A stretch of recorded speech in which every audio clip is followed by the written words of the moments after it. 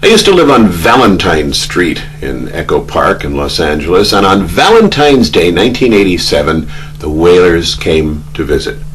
They were in LA airport with a 10-hour layover on their way back from New Zealand to Jamaica. And Junior Marvin called and said, "Can we come over?" And I said, "Who's we?" And he said, "The Wailers." And they arrived shortly after, and we looked at about 3 hours of unreleased Bob Marley pictures and films and heard their stories. And I called Chili Charles on the phone and said, "The Wailers are here, come right over." And he ran over with his camera. And just before they left for the airport, they gave me about a half hour of very interesting interview material. The Wailers were all the major figures except one who toured with Bob in the late 70s. Seeco Patterson, who brought Bob to his first audition at Cox and Dodd. Al Anderson, the lead guitarist, along with Junior Marvin. Lindo, the keyboardist, and of course the Barrett brothers, family man Barrett and his brother Carlton Barrett. This was the last filmed interview of Carlton's life. He was murdered 2 months later. And at the end of the interview, I asked each of the Wailers to tell me about their favorite tracks with Bob. And I think their answers may surprise you. I want to ask you all one final question. I want to ask the same question to all of you now. And that is, what piece of music that you are involved in as Wailers is your single favorite piece? It might be something that you played your favorite lick on, or just an all-around fantastic song that you're part of. What's your favorite My piece? favorite is War. The words are written by Haile Selassie, and that's the message to mankind right now. That's the best song Bob ever did. Best song. And there's a longer version on some demo tapes that Neville gave me that was never released. There's another about 35 or 40 seconds. Every time of Bob his sing speech. War, it's like the first time he ever sing it and the last time. Every time he sing it. First Do you and have last. a favorite live version of that?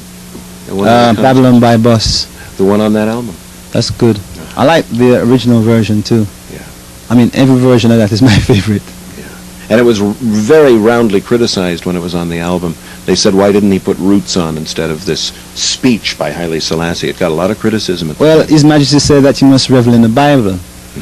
And when he said that speech, he didn't say it for anyone in particular. He said it for the whole world. But people don't even realize that yet. They're slowly coming to realize, like Phil Collins realized it the other day and did a song called, what's that song called? Land of Confusion. Right? That's another version of War. You know, and Carly Simon, he did another song just recently, same kind of message. But War is the ultimate, Paul Simon, right? Paul Simon's. War is the ultimate version of the message to the people. You created a whole style of reggae drumming that people are still making careers out of your throwaway licks. What's your favorite piece of music? Come over here in the light a second, Carly. Tell me what your favorite piece of music is. We shall ever love Inja. Why? Because we have to. Forever Loving Song from the Uprising. Yeah. Al Anderson, tell me about you. Is it No Woman, No Cry? No. Come a little closer. I say Roots. Roots. Interesting choice. Not a song that a lot of people know, even if it's on the new Rebel Music collection. It's not a song that people think of by Bob because it was only the flip of a single all those years. Yeah, I was around when he was writing it, and I saw how it came about to him, so. How did it come about? What's the story? Just the, What country? the same words. What It was in country? Jamaica. Just as he sings the words, that's how it came about. You know, the people were around him, and there were certain people cooking food and motivating certain things and certain energies that were going down. I saw that happen at the time, and I just hadn't seen anyone work like that and use all the elements that were in front of him and put them into songs like that, so I'd say Roots. I can't wait to hear what Family Man says. Well, yes, but I've got a wide range. But I've just given it three. Well, number one is, I'll let you know, is so much things to say, and guiltiness rest on their conscience every day. I also get up, stand up for your right. That is one of my favorite. You know. Seeco, come in, please. Wyatt,